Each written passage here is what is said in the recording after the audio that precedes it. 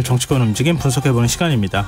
뉴스의 외전 늘 함께해 주시는 패널 두 분 소개해드리겠습니다. 이종근 시사평론가 모셨습니다. 안녕하세요. 네, 안녕하십니까. 금요일의 남자 이종근입니다. 언제 금요일의 남자가 되셨어요? 금요일 아닌가요 오늘?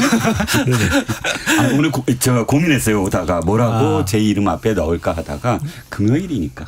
근데 배종찬 소장께서 가만히 있지 않으실 것 같은데. 네네. 배종찬 인사이트K 연구소장 자리하셨습니다. 안녕하세요. 안녕하십니까. 금요일의 남자 시즌2 배종찬입니다. 그건 또 무슨 얘기예요? 시즌2. 저는 이제 새로운 파트너를 맞아서 이제 시즌2가 된 거죠. 그렇군요. 근데 다음번에 금요일의 남자 시즌2. 네네.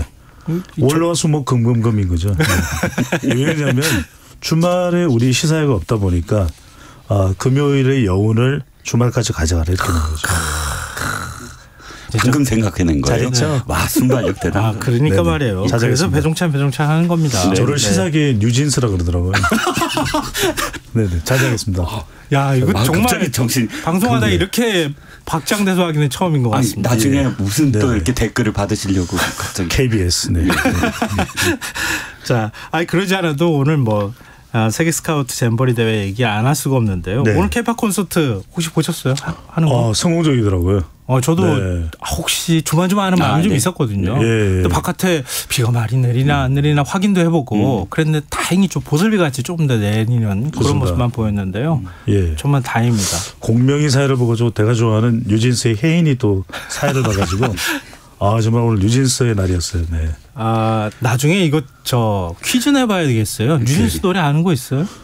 제가 ETA 그다음에 하이보이 그다음에 슈퍼사이. 좋은 맛수네요. 저는 아이돌을 좋아하거든요. 오늘 큰일 났습니다. 하여튼 12일간의 대장정 이제 드디어 마무리했는데요. 여러 가지 우여곡절도 있었던 것 같고요. 그리고 사실 대회 준비가 부실했다고 하는 건 부인키는 어려운 사실일 것 같고요. 근데 결국은 이제 K-팝 콘서트를 통해서 얼마나 대미를 잘 마무리하고 장식했느냐 이것도 좀 우리가 볼 필요는 있을 것 같고요. 지금 이제 국민의힘에서는 대회 파행의 책임이 전라북도에 있다 이런 입장을 보이고 있는 반면에 민주당은 현 정부의 책임론을 좀 강조하고 있는 상황이거든요. 두 분 생각은 어떠십니까? 이 질문이 거의 한 10여일간 매일같이 되풀이 됩니다. 저는 그럼 짧게 해주시죠. KBS의 시사야는 좀 다를 것 같아요. 특히나 우리 소장님하고 어느 쪽이 완벽하게 모두 다 책임을 져야 된다. 이런 식의 논쟁은 전혀 불필요하다고 생각을 해요. 총체적인 문제였다. 그러면 어느 것부터 사실은 우리가 점검을 해봐야 되느냐. 이게 중요한 것이지 어디에 책임이 전혀 없다. 어디에 책임이 무조건 있다. 이런 논쟁은 전혀 불필요하다는 걸 전제로 해서 일단 저는 새로운 사실을 하나 이번에 알았거든요. 왜냐하면 바로 제가 이해가 안 가는 게 전주 MBC가 6월 달에 이렇게 얘기를 해요.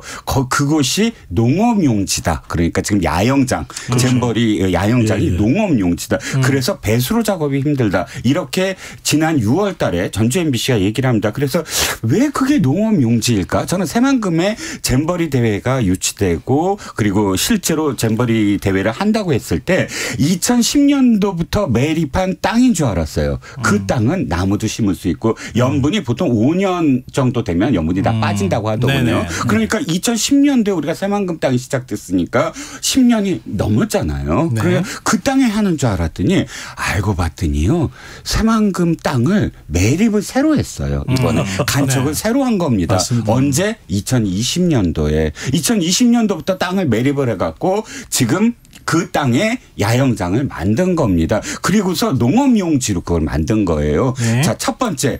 왜 2010년도에 이미 염분이 빠진 땅에서 안 했을까? 이것을 지금 돌이켜보면 새만금을 위한 잼버리를 위한 새만금이 아니라 새만금을 위한 잼버리였다라고 얘기를 하는 거예요. 무슨 얘기냐면 새만금 간척 조금이라도 땅을 넓히기 위해서 잼버리라는 명목으로 땅을 넓혔다.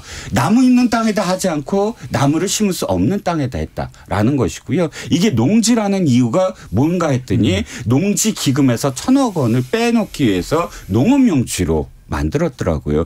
농업용지와 그다음에 야영지는 하늘과 땅 차이입니다. 농업용지는요. 물을 가둬야 되는 곳이에요. 노는 물을 가둬야 되는 것이지 야영장은 물을 빼내야 되는 것이고요. 그런데 농업용지를 하다 보니까 배수로 작업이 안 되는 거예요. 워낙 만든 지 얼마 안 되는 땅이다 보니까. 그러니까 처음부터 지금 전북도가 혹시나 새만금 땅 넓히려고 국제공항 거기다 설치하려고 또는 고속도 만들려고 잼버리를 유치했느냐 이런 어떤 비판에서 헤어나오기 힘든 어떤 상황이 됐다라는 겁니다.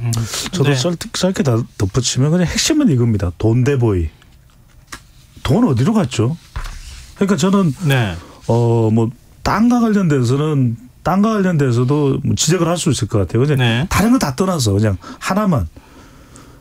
이건 결과적으로 이번 잼버리는 가장 기본이 안 돼 있고 또 준비가 안 돼 있고 확인이 안 돼 있던 말 그대로 확중기 참사다. 확인, 준비, 기본이 안 돼 있는.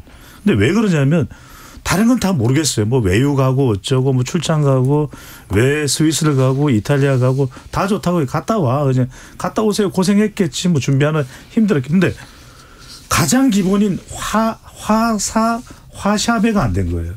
화샤베가 뭐냐면 화는 화장실입니다. 샤는 샤워 시설이에요. 이게 출장하고 무슨 상관이 있죠? 이게 땅하고 무슨 상관이 있죠? 그다음에 배는 마지막에 배수 시설이에요. 어떻게 물이 차는데 어디다가 텐트를 칩니까? 이건 기본 아닙니까? 그래서 제가 다시 돌아서 돈대보이. 2015년에 일본 야마구치현 잼버리에 비해서 3배 이상 많은 예산이에요. 이 돈 다 어디 갔죠? 그러니까 이건 뭔가 다른 것 떠나서 저는 전북도를 물어볼 필요도 없고 여가부를 물어볼 필요도 없고 이 돈을 찾아야 돼요. 이 돈이 어디 갔느냐. 그러니까 지금 많은 사람들이 제일 납득이 안 가는 게 스카우트 대원들이 직접 하는 동영상을 제가 다 봤어요. 근데 뭐라고 얘기했냐면 더운 거는 더울 수 있다. 그건 우리가 어떻게 할 수 없는 거 아닙니까? 그런데 왜 화장실이 이 모양이에요? 샤워실이 그 모양이에요? 배수로는 왜 안 됐어요? 그러니까 2015년에 일본 야마구치현은 우리보다 3배 3분의 1밖에 안 되는 예산으로 한 10,000여 명이 들어갈 정도의 도움이 있어요. 그늘막, 에어컨 다 돼 있습니다. 그러니까 그 돈이 이 1,200, 300 예산이면 몇 개를 짓고도 남았겠죠. 그러니까 지금 다들 궁금한 게 이렇게 기본 인프라가 엉망진창인데 그 예산이 돈이 다 어디 갔을까. 저는 적어도 이 돈은 찾아내야 돼요. 이게 뭐 관점에 따라서 어디에 책임이 좀 더 무게가 더 있느냐 이런 거에 대한 뭐 의견은 좀 갈릴 수는 있겠으나 뭐 말씀하신 것처럼 과거 우리가 국제행사 많이 했잖아요. 그러니까 국제행사하면 보통 그 정권에서 국제행사를 유치하면 다음 정권에서 국제행사를 한단 말이에요. 그렇죠. 그럼 그 국제행사가 성과가 좋으면 그 다음 정부가 사실은 그 성과를 다 가져가는 거잖아요.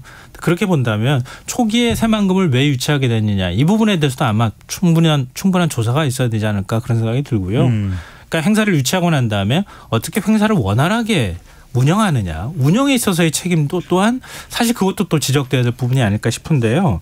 근데 그런 면에서 사실 민주당은 국정조사해야 된다 이렇게 얘기를 하고 국민의힘은 좀 회의적 반응 보이고 있고요. 뭐 이제 책임자에 대한 얘기들이 안 나올 수가 없는 상황인데 여가부 장관 책임론이 지금 불거져 있는 상황입니다. 처음에 국민의힘 내부에서는 여가부 폐지론이 좀 나오기도 했었는데 여가부 장관 경질론에 대해서는 또 이제 선을 김기현 대표가 좀 어느 정도 긋는 것 같아요. 이게 좀 뒤에 감찰 문제뿐만 아니라 국정조사 또 거기에 대해서 책임자를 어떻게 책임질 사람 또 책임져야 되느냐 이런 여론도 있을 것 같은데 어떻게 수습해야 될 거라고 보십니까 두 분은? 저는 이제 전북도 문제를 아까 첫 번째 질문에서 말씀을 드렸고 두 번째 질문에서 저는 김현숙 장관 등 현 정권이 잘못한 점을 확실하게 가려내야 된다라는 말씀을 드리고 싶어요. 아까 좀 소장님이 말씀하신 것 중에 제가 메모한 2글자가 있습니다. 이 확인이라는 게 바로 지금 여가부가 맡은 일은 전북도가 집행을 하기 위해서 요구한 국가 재산을 검증을 하고 거기에 집행을 하게끔 하는 주무부처가 기재부한테 달라고 하는 주무부처가 되고 그래서 원활하게 할 수 있도록 재정 지원을 해주는 역할이거든요. 그런데요. 지원은 뭐가 따르냐면 확인과 검증과 거기에 대한 책임이 따라야 돼요. 그러니까 뭘 하겠다. 그래서 돈을 지원해 주 주잖아요. 네. 그럼 전북도가 책임지는 게 아니라 기재부에 대해서 여가부가 책임지는 거거든요. 그럼 여가부가 책임을 지려면 뭐죠? 그 돈을 집행을 했는데 이게 제대로 됐는지 확인을 했어야 되지 않을까요? 여가부 장관이 지금 브리핑을 받은 사진이 돌고 있어요. 즉 잼버리 대회가 열기 전에 여가부 장관이 직접 잼버리 단원복을 입고 가서 전북도의 그런 그 조직이 이 인원들에게 브리핑을 받는데 아니 그 실내에서 먼 발치에서 브리핑 받는 게 사실은 점검인가요? 확인인가요? 실질적으로 대원의 입장을 대봐서 그 근을 그렇죠. 말씀하셨잖아요. 텐트 문제, 화장실 문제 이것이 제대로 되어가고 있는지를 예산을 집행해 준 이 예산을 대행해서 지자체를 대행해서 예산을 탄해서 이렇게 건네준 여가부의 책임이거든요. 그런데 그것을 다 하지 못했는데 그걸 보호한다? 있을 수 없고요. 그리고 앞으로도 또 다른 어떤 행사 내년에 카톨릭 세계 청년 대회가 우리나라에 네네, 유치했잖아요. 네. 이게 잼버리보다 훨씬 큰 행사거든요. 맞아요. 인원이 훨씬 많더라고요. 그렇죠. 그럼 네. 내년에 한다고 하면 지금 여기서 여가부와 전북도와 모든 문제를 제대로 따져야만이 그다음 단계 또 다른 어떤 대회를 저는 할 수 있다고 보거든요. 네. 이 모든 실수는 있을 수 있지만 실수를 인정하고 잘못을 인정하는 것이 바로 품이 있는 그런 정치라고 봅니다. 근데 굉장히 중요한 말씀해 주셨는데 그렇죠. 예행 연습이라도 한번 해봤으면 알았을 텐데. 그렇죠. 그게 프레 네. 잼버리 그러게 대회인데 말이에요. 프레 잼버리 대회를 못 치른 게 가장 네, 큰 어떤 맞아요. 패착인 것 같아요. 네. 아니 저는 풀에 잼버리를 못 치렀다는 것도 변명이에요. 왜냐하면 여기는 직접 가서 땅을 만져보고 하면 다 알아요. 일반인도 알아요. 무릉동에 있는 건 다 알고 있을 거 아닙니까? 땅볕이라는 것도 다 알고 있었을 이게 거고. 뭐냐면 일종의 엘리티즘의 역설이에요. 다들 장관도 그렇고 지금 장관이 조직위원장이 몇 명이에요. 여가부 장관, 행정안전부 장관, 문화체육관광부 장관, 네네. 전라북도지사 또 이 한국스카우트연맹 조직위원 또 이번 세계잼버리 준비죠. 한 사람만 저는 정신 차렸어도 내려가서 보고 이거 안 된다. 일본 야마구치현 보고서 자료를 저는 후기 보고서 자료를 단 한 번이라도 봤더라도 네. 우리 이종근 평론가 김성환 진행자 배종찬 소장이 해도 저는 문제점을 알았을 거예요. 왜? 그 보고서에 다 나옵니다. 그 보고서에 안 된다. 야외활동 그때도 줄였다. 그다음에 물웅덩이가 생기기 때문에 흙으로 덮다. 그때도 비가 와요. 야마구치. 네네. 저도 알지 않습니까? 예. 저도 아는 걸 왜 목숨을 걸고 진행해야 되는 사람이 몰랐을까. 저는 이건 제가 그래서 이야기하는 게 돈대보이잖아요. 돈대보이. 돈 어디 갔냐 이거죠. 그래서 저는 수사력을 총동원해서 국정조사, 감사원 감찰, 경찰 수사, 검찰 압수수색, 시민단체 모니터링 총동원해야 돼요. 총동원해서 저는 돈이 조금이라도 허투루하게 쓰여져 있다면 이건 명명백백히 밝혀야 됩니다. 왜 그러냐면 다음 개최지가 폴란드예요. 맞아요. 그거 아십니까? 예, 폴란드 대통령 안제이 두다 폴란드 대통령이 원래 오기로 했는데 안 네네. 왔어요. 네. 왜냐하면 와서 할 말이 없어. 원래는 왜냐하면 폴란드 대통령이 와서 다음 개최지의 국가 원수가 어떤 얘기를 판타스틱 이번 잼버리 어메이징 이러면서 나는 이걸 배우겠다.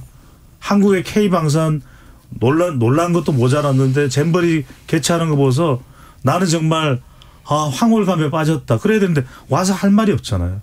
그러니까 올 수가 없는 거예요.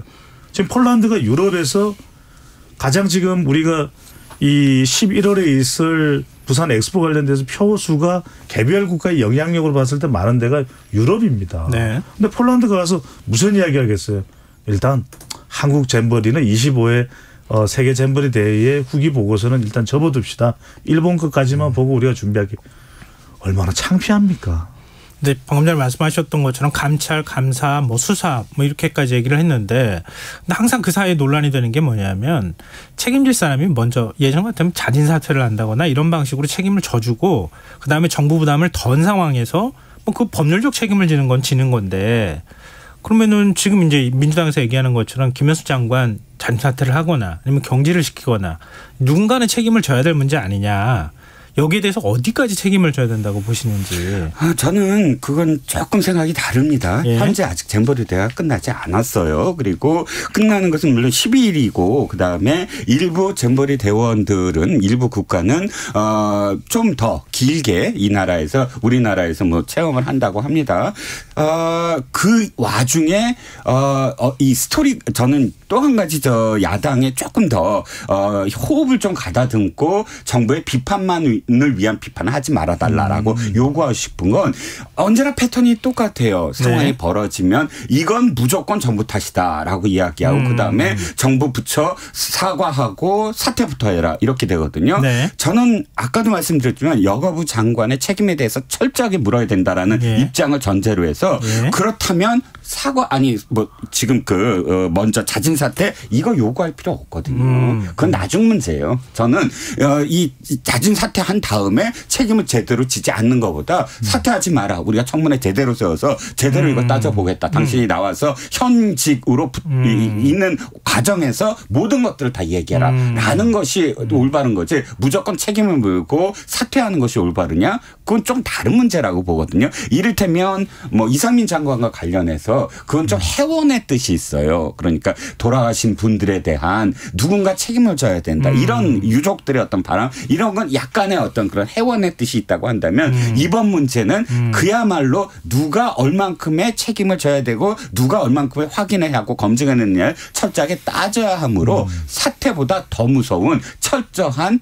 소환이라든지 조사라든지 청문회라든지 국정감사라든지 여기에 제대로 나오게끔 하는 것이 우선이다라는 생각입니다. 국정조사에 대해서는 어떻게 보십니까? 저는 해야 된다고 봐요. 아까 저는 소장님이랑 똑같습니다. 그 어느 것도 회피해서는 안 된다. 이번 문제와 관련돼서는 정부가 철저하게 백서를 쓰는 각오를 해라. 그리고 야당도 제발 그냥 비터크라시 모든 거를 다 부정하고 모든 것을 다 정부 탓으로만 하지 말고 우리가 못한 건 무엇이 있을까. 2012년도부터 지금까지 사실은 점검하지 못한 게 뭐가 있을까. 이런 말도 하나 나와요. 지금 우리가 좀 상처가 하나 있거든요. 바로 전남도에서 유치했던 F1 포뮬라 대회예요. 영암에서 했던 거. 우리가 아시다시피 세계 3대 스포츠예요. 어마어마한 정말 유럽에서는 어떤 의미에서는 프리미어리그 못지않게 지금 대단한 스포츠입니다. 전남도에서 그걸 유치하면서 어마어마한 돈을 써요. 그 경기장도 하고 유치 홍보도 어마어마하게 하고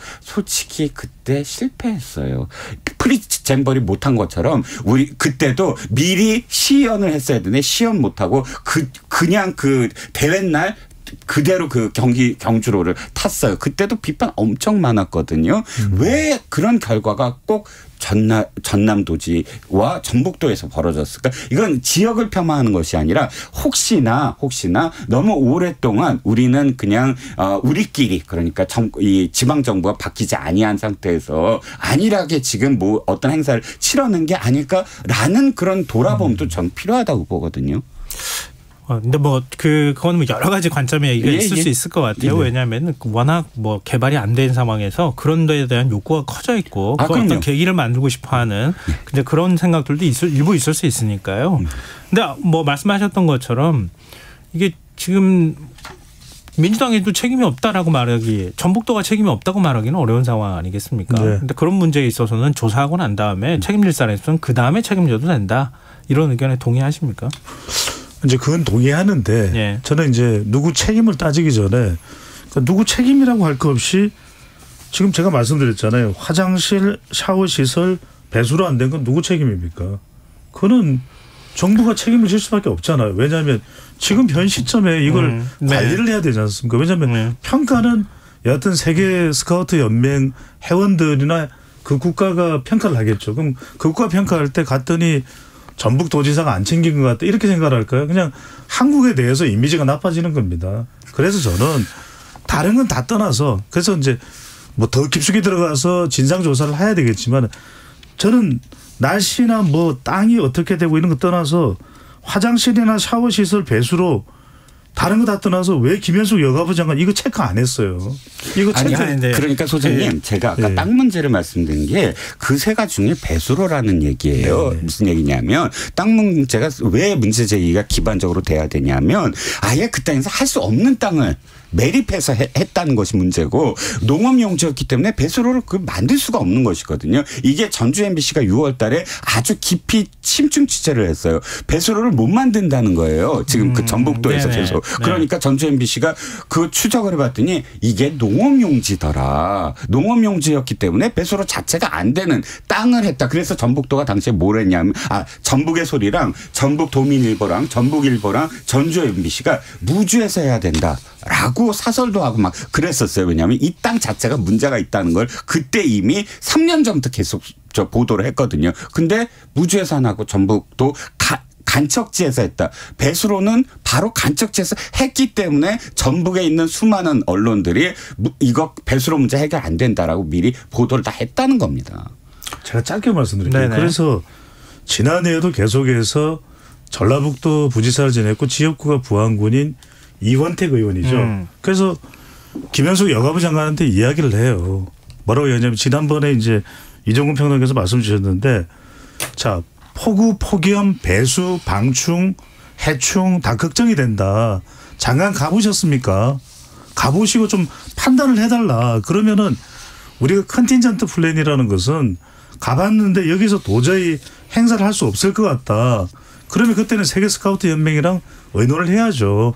다른 각국에서 155개국에서 들어오기 전에 우리나라까지 포함해서 155개국입니다. 그러면 도저히 안 되겠다. 그러면 그때가 벌써 1년여 전이니까 정 안 되겠다. 그러면 무주로 옮기자. 무주로 옮겼는데도 불구하고 비가 오고 어쩌고 저쩌고 하면 어떤 식으로 지자체 하겠다. 저는 그런 플랜이 다 있어야 된다고 봐요. 그리고 최종적으로 행사도 6일 날 계획을 하는데 6일이 안 되고 미뤄질 때는 어떤 식으로 한다. 근데 저는 적어도 대한민국이 그런 나라는 될 것 같아요. 그리고 실명을 거론을 해서 그런데 이게 세계적인 행사를 많이 국내 기획사에 담당하는 제일기획이나 이노션에 용역 주면은 완벽하게 해요. 그러니까 저는 이게 도무지 그러니까 납득을 하려면 기본적인 건 되고 뭔가 우리가 생각할 때 불가항력적인 게 안 됐을 때 이건 참 어쩔 수가 없는 것도 있었나라고 생각할 텐데 화장실, 샤워실, 배수로는 아무리 생각해도 이해가 안 되잖아요. 네, 오늘 또 뭐 마침 폐영식이기도 하니까요. 이 얘기 사실 다른 주제들도 있는데 이 얘기로 일단 전반부는 마무리하면 어떨까 싶은데요. 그 하나만 한덕수 국무총리가 화장실 변기를 직접 청소했어요. 사실 이렇게까지 해야 되는 거냐? 또 이렇게 해야 공무원이 움직이는 거냐? 뭐 이것도 시각이 좀 엇갈리더라고요. 이게 어떻게 봐야 됩니까? 그럴 수 없죠. 왜냐하면 시스템으로 움직여야 되죠. 네. 예를 들어서 대통령이 그러니까 어떤 그런 그 인질 사건이 났을 때 MB 이명박 대통령이었어요. 당시에 어린아이가 지금 납치됐을 때 파출소까지 가서 이 문제를 해결해라라고 한 장면이 기억이 나요. 네. 대통령은 그렇게 하는 곳이 사람이 아니거든요. 그건 경찰이 하고 경찰총장이 하고 그 해당 파출소장이 해야 되는 일이고 대통령은 시스템을 만드는 일이에요. 시스템을 해서 다시는 그런 일이 없도록 구조적인 문제를 점검하는 것이 국정 운영인데 총리 역시 마찬가지거든요. 물론 오죽했으면 기존의 어떤 그 지원 인력의 시스템 몇십 명이 화장실을 어떻게 하고에 대한 매뉴얼과 시스템이 갖춰져 있기 않기 때문에 그렇게 했다라고 이해는 하더라도 얼만큼 지금 그 구조가 엉망이었으면 한 나라의 총리가 직접 그것을 직접 하고 해서 모범이 돼서 딴 사람들이 움직이게 만들었나. 우리의 지금 공무원들이나 혹은 국정 운영의 한 단맥을 보여주는 그런 사건이었어요. 역으로 생각하면 공무원들이 안 움직이고 있다는 걸 자꾸 질타를 좀 하고 있긴 하더라고요. 네네. 그렇죠. 이게 좀 우리나라 공무원들이 이렇게 안 움직였나? 그게 아니고 이런 점이었던 것 같아요. 뭐냐면 당시에 이제 전북도가 그 시스템 있잖아요. 화장실 점검하고 하는 시스템을 너무 안일하게 생각을 했던 것 같아요. 그래서 시간대라든지 또는 인원이라든지 이런 책정이 제대로 안 돼 있었어요. 그런데 거기 간 공무원들은 물론 제대로 안 움직인 건 있지만 파견된 거예요. 갑자기 급파된 전북도나 혹은 이렇게 해서 급파된 공무원들이었기 때문에 그 시스템이 안 움직이게 된 거죠. 내가 어떤 업무에서 어떻게 해야 되는데 갑작스럽게 비상이 걸리고 정부가 다 뛰어들어서 이걸 해결해야 된다 하다 보니까 우왕좌왕한 것으로 저는 여겨집니다. 네.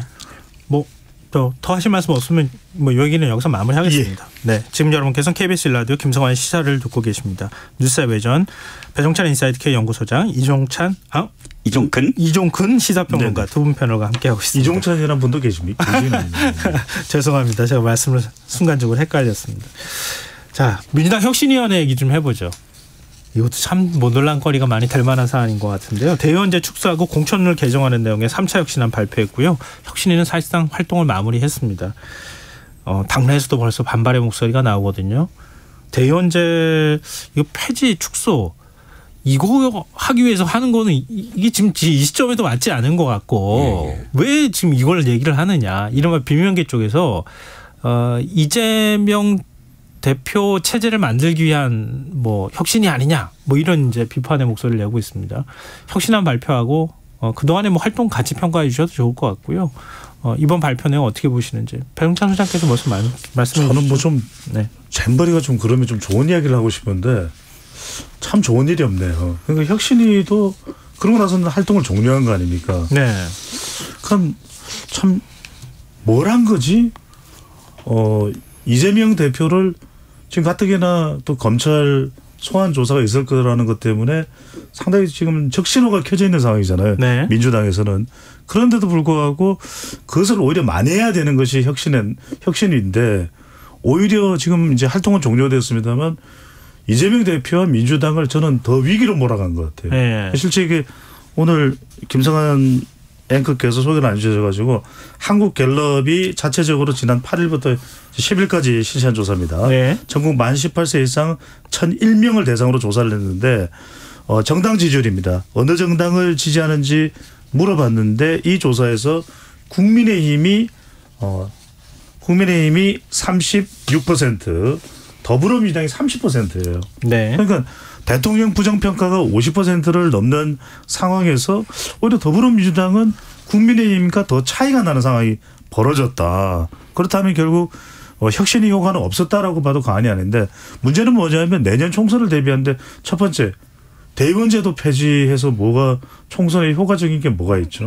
그리고 또 반발이 나오는 게 이게 95년도에 김대중 전 대통령이 정말 호남에만 이 편향되어 있는 당의 구조를 좀 넓히기 위해서 말 그대로 수평적으로 민주당의 영역을 더 확대하기 위해서 영남 쪽까지도 대의원으로 편입하는 제도적 혁신을 만들어낸 것이거든요. 네. 그럼 보완해야 될 게 있으면 손질을 하면 되지 폐지를 해버린다.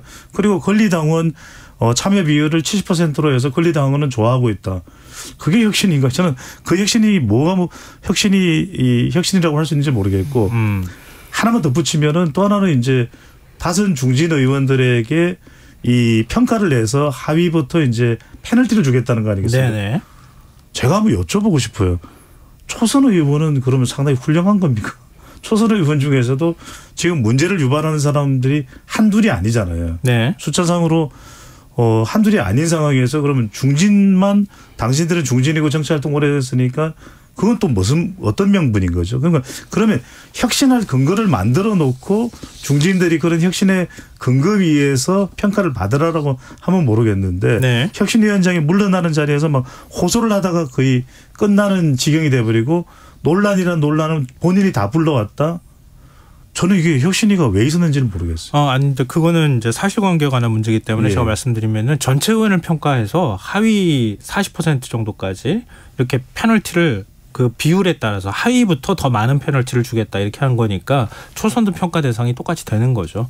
다섯만 평가하는 건 아니고. 예. 그러니까 제 맥락은 그 이제 이 김은경 혁신위원장이 호소한 내용을 말씀드리는 두 가지를 함께 말씀하시는 섞어서 얘기하는 바람에 두 가지를 함께 말씀하셔서 약간 좀 혼동이 있었고 저는 이게 예정된 그런 그 뭐랄까요 혁신위의 어떤 잘못된 결과가 나올 수밖에 없었다. 뭐가 예정됐냐면 저는 진짜 이해가 안 가는 게 김은경 혁신위원장이 왜 지방 순례를 하잖아요. 네네. 지방 순례를 하는데 뒤에 큰 백보드에 그 현수막을 보고 깜짝 놀랐어요.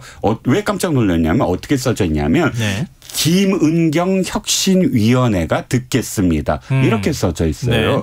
아니 혁신위원회는 민주당 혁신위원회가 브랜드 아닙니까? 네. 민주당을 혁신하려고 민주당 혁신위원회가 만들어졌고 그러니까 지방에 돌려서 당원들을 만났으면 민주당 혁신위원회가 당원들에게 듣겠습니다가 맞는 건데 김은경이라는 이름을 아예 현수막에 내붙여서 김은경 혁신위원회가 듣겠습니다라고 한 점. 그러니까 그리고 또 말로도 자기가 김은경 혁신위원회는 이런 활동을 합니다라고 아예 이름을 붙여버리더라고요. 네. 자기 정치의 어떤 느낌이 강했고요. 없고요. 두 번째는 그렇게 당원들이 대개는 이런 이야기를 해요. 만약 대의원제를 폐지하라, 권리당원들 권리를 늘려라, 이런 이야기를 주로 했다는 늑보 기사들이 나왔더라고요. 그러면 이미 이 내용은 이미 정해져 있었구나. 특히나 친명 비명이라는, 원래 이런 걸 하려면 친명 비명 다 할 것 없이 정말 객관적이고 공정하게 어떤 혁신안이 나와야 되는데, 당장 비명계는 비명을 지르고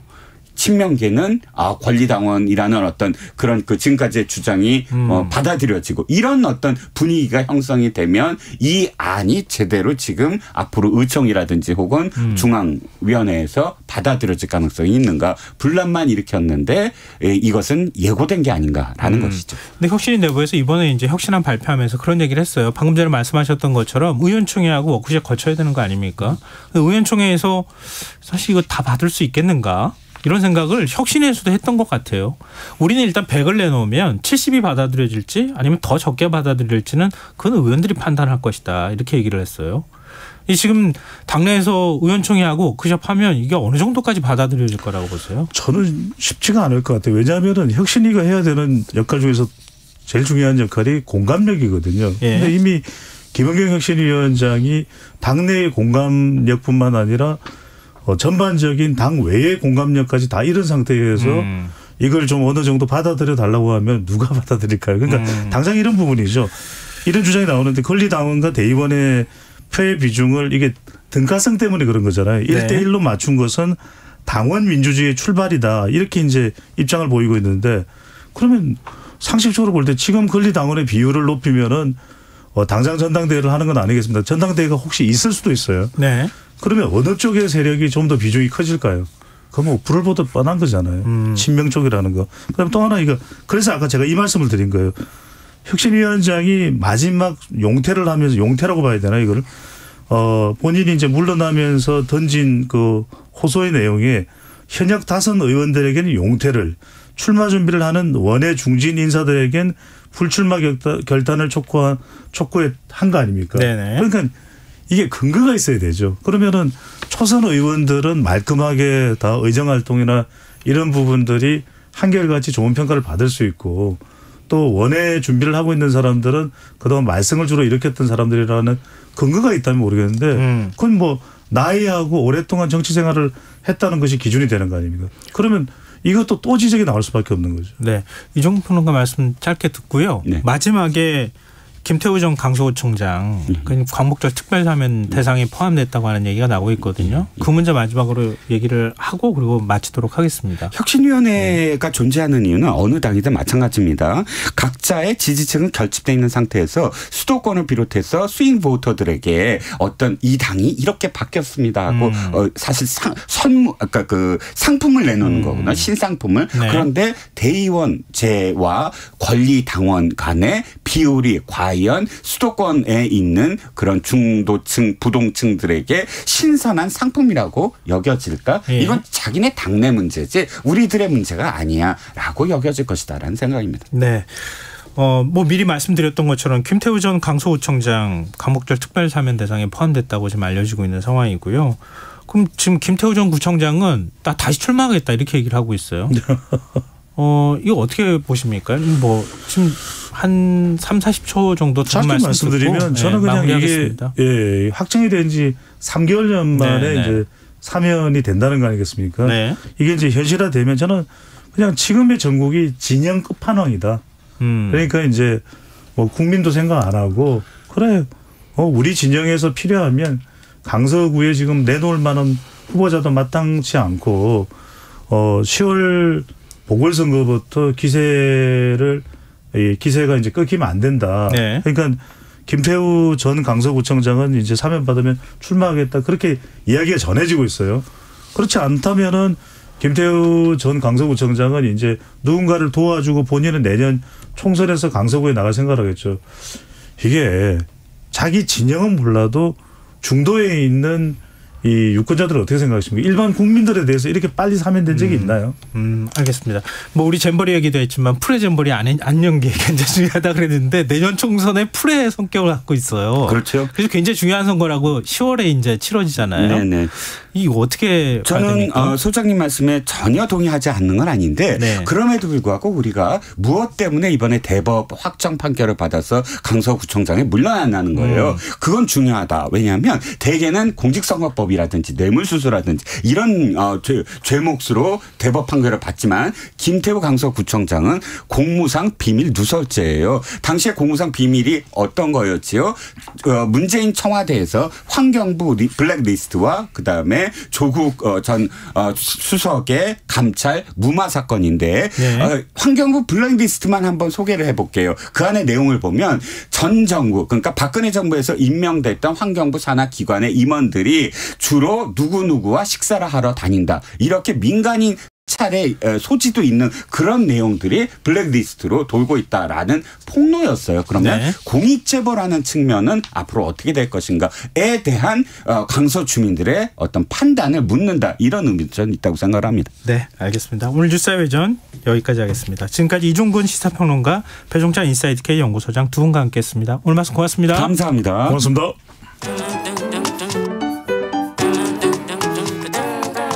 일일 시사권장량 채워가세요. 골고루 담았습니다.